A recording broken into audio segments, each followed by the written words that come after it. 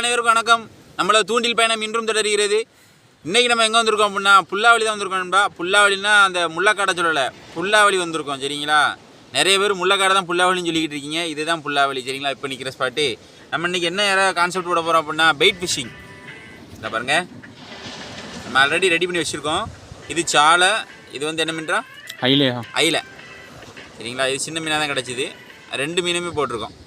நூல் சுற்றி போட்டிருக்கோம், ஏன்னா உடையக்கூடாது அப்படின்ட்டு. அந்த வகையில் இன்றைக்கி என்னென்ன மீன்லாம் பிடிக்க முடியுது அப்படிங்கிறத பார்ப்போம். வாங்க வீடியோக்குள்ளே போகலாம். தம்பி யாருக்குன்னா 2 இது எரிஞ்சு முடிச்சிட்டான். சரிங்களா, இப்போ வந்து நம்ம ராடில் போட்டிருக்கோம். நம்ம எப்படி முள்ளை ஃபிட் பண்ணியிருக்கோம் அப்படிங்கிறத பாருங்கள். முள் லைட்டாக வெளியே தெரிகிற மாதிரி வச்சுருக்கோம். சரிங்களா, நூல் அடிச்சு வச்சுருக்கோம். ஏன்னா சாலை வளண்டு போயிருக்கு, பிஞ்சு ஓடிடும். அதனால் யாருக்குன்னா 2 ராடு போட்டிருக்கான் பாருங்கள். ஒன்று அங்கே ஒன்று நிற்கும். 2 ராடு போட்டாச்சு. இப்போ 3ஆவது ராடு போட போகிறோம். நம்ம மீன் அடித்தா தான் இதில் பார்க்க முடியும். அதனால் நம்ம போட்டு வச்சுட்டு நம்ம பாடு நிற்க வேண்டியதான். ஒவ்வொரு கரையில் போட்டு வச்சுருவோம். இங்கேருந்து ஒரு 40-50 அடி தள்ளி தான் ஒரு ராடு நிற்கும். தம்பி 3ஆவது ராடு காசு பண்ணுறாரு. போதுங்க, விழுந்துட்டு. அவ்வளோதான். என்ன அப்படியே நாங்கள் நூலை ரிலீஸ் பண்ணி வெளியே கொண்டு வந்து குத்தி வச்சுருவோம். இல்லாட்டு வரோம். நம்ம அங்கே போட்டு வச்சாச்சு. தம்பி ஒரு மீன் அடிச்சிருக்குங்க. என்ன இல்லை வருதா? ஆமாம், மீன் வந்துருச்சே.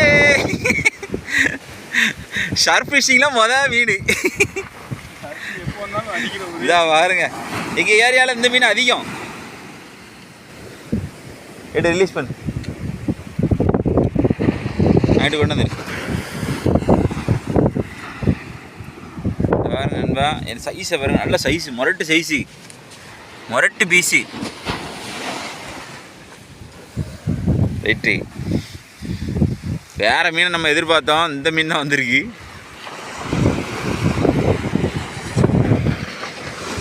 கொத்தும் குலையமாக தூக்கிட்டு வந்திருக்கு. நல்ல சைஸு, சரியான சைஸ் இல்லை?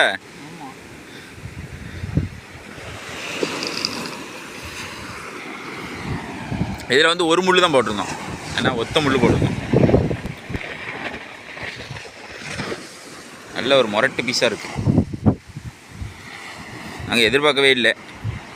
இப்போமே இவன் கடிப்பான்ட்டு. பொழுது அடைஞ்சாதான் இவன் கடிப்பான். இப்போமே இவன் கடிச்சிட்டான் பாருங்கள். என்ன மாதிரி இருக்கான் பாருங்க, நல்லா இருக்கான். சரி ரைட்டு, ஏதோ ஒன்று மீன் ஊ போட்டிருக்கோம். நல்லா மொரட்டு பீஸாக இருக்குது. நம்ம கரெக்டாக பிடிச்சிக்கணும். இப்படி பிடிக்கணும். பிடிச்சிட்டு முதல்ல நமக்கு முள் வேண்டாம், அதனால் முள் அடிச்சுட்டோம்.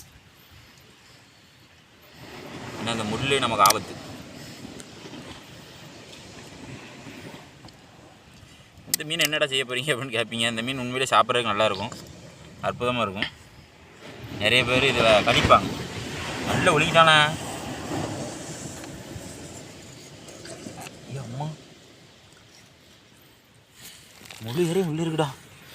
நம்ம மீன் எங்கே? பாடி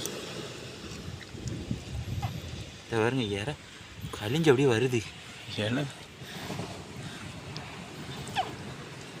தரமாட்டோம் போது. எவ்வளோ யாரையும் எடுத்துருக்கான் போரு. அம்மா பாருங்க, எவ்வளோ பெரிய வெயிட்டாக போட்டோம். அப்படி நினைக்கிருக்கான் பாருங்க. Super size. ஆனால் இதில் வேறு மீனை நம்ம எதிர்பார்த்தோம். இவனை எதிர்பார்க்கல. இவனை சத்தியமாக எதிர்பார்க்கல. சரி பார்ப்போம், அடுத்து எதாவது அடிக்கான்னு பார்ப்போம். தம்பி ஒரு மீன் அடிச்சிட்டுன்னா, என்ன மீன் அடிச்சிருக்குன்னு தெரியல. அடிச்சு அங்கே அண்ணாயமா அதான் அடிக்கி வருதா? அடியா வித ஏந்து எவனோ ஒருத்தன் கடக்கான், எவனும் தெரியல. ஆனால் கெளுரை தவிர வேறு எந்த மீன் இருந்தாலும் எனக்கு ரொம்ப சந்தோஷம். ஆனால் நம்ம தூத்துக்குடியை பொறுத்த வரைக்கும் எங்கே போட்டாலும் கெளுரை தான் அதிகமாக மாட்டுது. கெளுரு மாதிரி தான் இருக்கா. இழுத்து ஓடணும் அப்படின்னா சரசரம் சுற்றிக்கிட்டு இருக்கான். அதுக்கு முன்னே வந்திருக்கேன். இன்னும் மீன் லைன் உள்ளே தான் நிற்கி. பார்ப்போம்.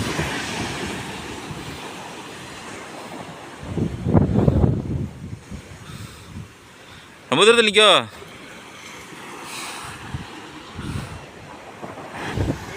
ஆமாம், மீன் வருது. ஆனால் பெரிய குப்பை கூடத்தோட சேர்த்து வருது. என்ன மீன் அப்படின்னா கெளுத்தி தான் வருது, அதெல்லாம் கிடக்கா அப்படி வேலை இழுத்துரு. அதான் வருது வருங்க. ஏதாவது சுராயிரம் எதாவது அடிக்கலாம்ப்பா, அந்த கெளிரா அடிக்குது சார், பெரிய வதப்பா இருக்கு. குப்பைகளை இழுத்து கொண்டு போயிட்டு இருந்தீங்க. ஆனால் அடித்தா கொஞ்சம் சைஸாக தான் அடிக்கு. போன ரவுண்டு பிடிச்சத விட கொஞ்சம் சின்னது தான். என்னடா கெளுத்தி மேலே தான் பிடிச்சி போடுறீங்க அப்படின்னு நினச்சிடாங்க. இதுவும் ஒரு மீன் தானேன்பா, இதையும் எப்படி பிடிக்கணும்னு தெரிய வேண்டாமா? அதனால் பிடிச்சி போட்டுருக்கேன். ஏதாவது பெருசு அடிக்கான்னு பார்ப்போம். நம்ம நாடு அங்கே நிற்குது.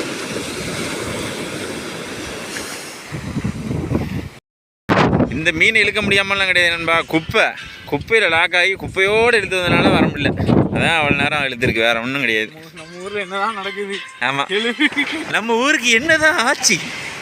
நம்ம ஊருக்கு மாறல, ஃபுல்லாக கெளிர் தான் கடிக்கும், ஒன்றும் செய்ய முடியாது. இதே சர்ஃபுக்கு வேறு இடங்களில் நல்லா மீன் அடிக்கிற இடங்களில் கொண்டு போய் இதே செட்டப்பை போட்டோன்னு நண்பா. உங்கள் ஏரியாவில் உங்களுக்கு சர்ஃபில் வந்து பெரிய மீன் அடிக்கும் அப்படின்னா நம்ம போட்ட மெத்தடில் நீங்கள் போட்டாலே போதும். நீங்கள் தீர்க்க பிடிக்கலாம், பாறை பிடிக்கலாம், மேய்ச்சல் மீன் எதனாலும் பிடிக்கலாம். இதுக்கு முன்னாடி வந்து நம்ம வந்து பெரிய தலைன்னு ஒரு ஏரியாவில் போய் நம்ம தூண்டி போட்டுருந்தோம், உடனே பாறை எடுத்துருச்சு.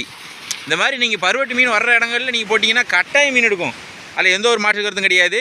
நம்ம ஏரியாவில் கெளிர் தான் அதிகம் அப்படிங்கிறனால அந்த கெளிர் தான் எடுக்கு. பெரிய மீனை எதிர்பார்த்து தான் வந்தோம், ஆனால் பெரிய மீன் எடுக்கல. சரி பார்ப்போம். தம்பி ராடத்தில் நிற்கிது, டக்கு டக்குன்னு ஆடிக்கிட்டே இருக்குது. ஆனால் அதுலேயும் எதுவும் கெளிர் தான் கடிக்காது நம்ம இதில். இன்னொரு மெத்தடில் தூண்டி விட போகிறோம், அதையும் பாருங்கள். நேரம் வெயிட் காஸ்ட் போட்டோம் உள்ளே, அதாவது வெயிட் போட்டு உள்ளே போடுறது. இப்போ வந்து பலூன் தூண்டி விட போகிறோம். நம்ம யாருக்குன்னே பலூன் தூண்டி வந்து ஒரு 14 முள் 15 முள் விடுற மாதிரி விட்டுருப்போம். இப்போ வந்து ராடன்றிலே விடுற மாதிரி காட்ட போகிறோம். பார்த்தீங்களா, 2 இறை பாருங்கள், 2 இறை குத்தி நம்ம நூல் கட்டி வச்சுருக்கோம். எண்டில் ஒரு பலூன்.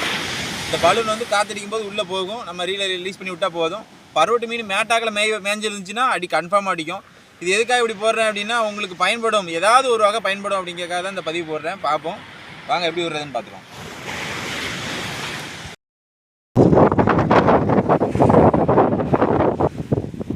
கீழே இறங்கணும்னு காற்றை காணுங்க, குழிக்குள்ளே இருக்குல்ல தண்ணி,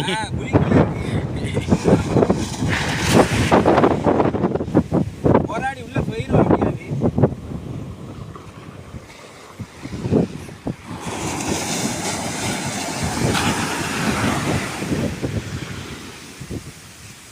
கரை வர போ, உள்ள போ.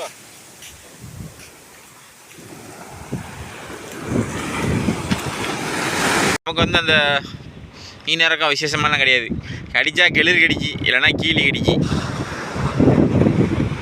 நம்ம பாறை ஊழி ஏதாவது கடிக்கணும்னு பார்த்தா எதுவுமே கடிக்க மாட்டேங்குது. பாருங்க, இறை அப்படியே தான் இருக்குது. இறைய பாருங்க, இறை அப்படி தான் கிடக்கு, எவனுமே சீண்டி கூட பார்க்கல. பார்த்தீங்களா, இறை அப்படியே தான் இருக்குது. ஆனால் பெரிய வகையில் எந்த ஒரு மீனுமே சீண்டலை. இத்தனைக்கும் பலூன் தூண்டி விட்டுருக்கோம். இறை தூண்டி கீழே போட்டால் தான் சரியில்லாமல் போகுது அப்படின்ட்டு இறை தூண்டி மேலேயும் போட்டு பார்த்துட்டோம். எல்லாத்துலேயும் மொக்கை தான் வாங்கியிருக்கோம். நண்பா, மீன் தம்பி நானும் வெயிட் ஃபிஷ்ஷிங் போனோம், ஒன்றும் பிடிக்க முடியல. 2வது நாள் நம்ம வந்து காலையில் ஃபிஷ்ஷிங் வந்திருந்தோம் ராடண்டியில். ஒரு மீன் பிடிச்சிருக்கோம். இங்கே பாருங்க, என்ன மீன்னா இது வந்து ஒரு கல்வெட்டின்னு சொல்லுவாங்க. அந்த மீனை உயிரோடு தான் இருக்கான். அவன் வால் கலரை பாருங்களேன், எவ்வளோ அழகாக இருக்குன்ட்டு. எப்படி எடுத்துருக்கான் பாருங்க, நல்ல ஊக்க போயிட்டான், நல்ல ஊக்கப்பு, சூப்பராக அடிச்சிருக்கு பாருங்க. எந்த வருத்தம் வராம நல்ல ஊக்கப்பு விழுந்துருச்சு. நம்ம தம்பி இதை போட்டுட்டு இருக்காரு. பாறை மீன், சின்ன சின்ன பாறை மீன் அடிக்கி, ஆனால் மாட்ட மாட்டிக்கு. நம்ம இன்னும் கொஞ்ச நேரம் ட்ரை பண்ணி வைப்போம். ஆனால் இது சமையலுக்கு சூப்பராக இருக்கும் நண்பா. பார்க்க தான் சப்பானி மாதிரி இருக்கும் மீன், ஆனால் தரமாக இருக்கும். சப்பையாக தான் இருக்கும் இந்த மீன். இது பாருங்க, உங்களுக்கு தெரியுதுங்களான்னு தெரில, தெரியுதா எவ்வளோ பிளேட் மாதிரி இருக்குது பாருங்கள். இது வந்து சொல்லப்போனால் கிழக்கான் மீன் இருக்குது பார்த்தீங்களா, அந்த ருசி கொடுக்கும் சொல்லப்போனால். ஆனால் அவ்வளோ அழகாக இருக்குது. இதே மாதிரி இன்னும் 2 மீன் பிடிச்சா கூட போதும், ஏதாவது பொறிக்கிறதுக்காகும். சரி நான் ரிலீஸ் பண்ணிடுறேன். சரின்பா, அடுத்து எதாவது பிடிக்குமா அப்படிங்கிறத பார்ப்போம். அடுத்து ஒரு மீன் அடிச்சிட்டோன்பா பாருங்க. தம்பி அங்கடா போயிட்டார், நம்ம ஒரு பாறை பிடிச்சிட்டோம். சரிங்களா, ஒரே ஒரு முள்ள ஊக்காய் வந்திருக்கு. நம்ம அல்ட்ராலைட்டு பொடி லூர் இருக்குது பார்த்தீங்களா, அதை போட்டு தான் பிடிச்சிட்டு இருக்கோம். ஒரு 250 கிராம் 300 கிராம் அந்த ரேஞ்சில் தான் வரும். பெரிய பாறைலாம் கிடையாது, சின்ன பாறை தான். நம்ம இன்றைக்கி 2 மீன் ஸ்ட்ரைக் கொடுத்துருக்கு. அடுத்து எதாவது கடிக்கா அப்படிங்கிறத பார்ப்போம். ஒன்றும் விசேஷமாக கடி கிடையாது நண்பா. நம்ம வந்து பெயிட் ஃபிஷிங் எல்லாமே ட்ரை பண்ண தான் செய்கிறோம். பெரிய அளவில் கடியே கிடையாது. அதுதான் ஒரு பிரச்சனை. இன்றைக்கி இதாக பிடிச்சுமே அது வரைக்கும் சந்தோஷம். அந்த பாருங்க ஒரே ஒரு ஊக்கில் தான் அடியே இருக்குது பாருங்க. எவ்வளோ கிளியராக தெரிஞ்சிடல. சரி இதை எடுத்து போட்டுட்டு நம்ம அடுத்து ஏதாவது அடிக்குதா அப்படிங்கிறத பார்ப்போம். சரிங்களா?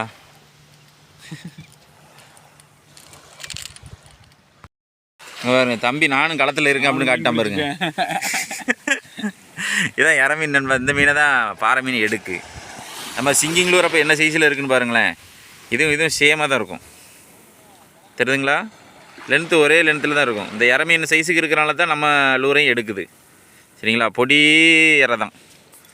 சூப்பரா. அப்படி தீக்குள்ள விட்டுரு பாவம். போயிட்டு போகுது. ஒரே ஒரு முள்ளில் ஏறி வந்திருக்கு. பழுவாயிருச்சு. பாவம்.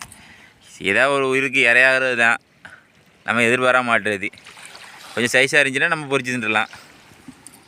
இதை பாருங்க, இதான் மீன். அந்த மீன் இப்போ தெரியுதுங்களா? பட்டான்.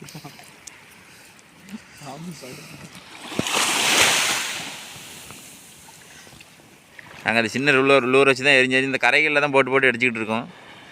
இதே தான் ஓடிக்கிட்டு இருக்குது. ஆனால் இன்னும் பெரிய அளவில் மீன் கடி இல்லை.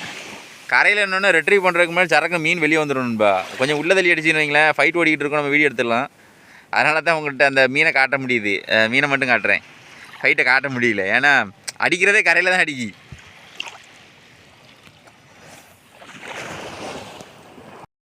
இன்றைக்கி ஃபிஷிங் வந்ததில் 2 நாளாக தொடர்ந்து அலைகிறோம். இந்த வீடியோவில் நீங்கள் பார்த்துருப்பீங்க. நான் 2 நாளுங்கிறது வந்து ரொம்ப கம்மி தான். தொடர்ந்து நாங்கள் 4-5 நாள் அலைவோம். என்றைக்கா மீன் மாற்றம் மட்டும்தான் அந்த 2 நாள்னு சொல்லுவோம். சரிங்களா? அதான் உண்மை. ஒரு பாறை பிடிச்சிருக்கோம். ஒரு கல்வெட்டி, நிலந்தட்டி மாதிரி கீழே கிடக்கும். நிலந்தட்டின்னு சொல்லுவாங்க, கல்வெட்டி சொல்லுவாங்க. சரிங்களா? இது நிலந்தட்டின்னு நிறைய பேர் சொல்லுவாங்க. ஏன்னா இப்படி நிலத்தில் எப்படி தான் கிடக்கும். ஏன்னா அந்த மண் கலருக்கும் அதுக்கும் ஒன்றுமே தெரியாது. இப்படியே தான் இருக்கும். டக்குன்னு ஓடி வந்து இப்படி எடுக்கும். இப்படி தான் நம்ம பொம்மையை எடுத்துட்டான். கொஞ்சம் சைஸாக இருந்த உடனே பொம்மையை எடுத்துட்டான். பார்த்தீங்களா எப்படி இருக்குன்ட்டு? முதல்ல மாதிரியே இருக்கா? வித்தியாசமாக இருக்குது. இன்றைக்கி இந்த 2 மீன் தான் பிடிக்க முடிஞ்சது. நம்ம சேனலை லைக் பண்ணுங்கள், ஷேர் பண்ணுங்கள், கமெண்ட் பண்ணுங்கள், சப்ஸ்கிரைப் பண்ண மறந்துடாதீங்க. சப்ஸ்கிரைப்னு வயாமல் கேட்குறானே அப்படின்னு உங்களுக்கு தோணலாம். சப்ஸ்கிரைப் பண்ணால் தான் நம்ம இந்த வீடியோ மொக்கையாக இருக்குன்னு நினச்சிட்டு பழைய வீடியோ பார்க்காம இருந்துடாதீங்க. பழைய வீடியோ இன்னும் சுவாரஸ்யமான வீடியோஸ்லாம் நிறைய கிடக்கு. அதை போய் பாருங்கள். நீங்கள் சப்ஸ்கிரைப் பண்ணால் தான் நம்ம நோட்டிஃபிகேஷன் வரும். அதுக்காக தான் சப்ஸ்கிரைப் கட்டுகிட்டே இருக்கோம், வேறு ஒன்றும் இல்லை. சரிங்களா? இதே போல் மற்றொரு வீடியோ சந்திப்பு நண்பர்களே. பாய்.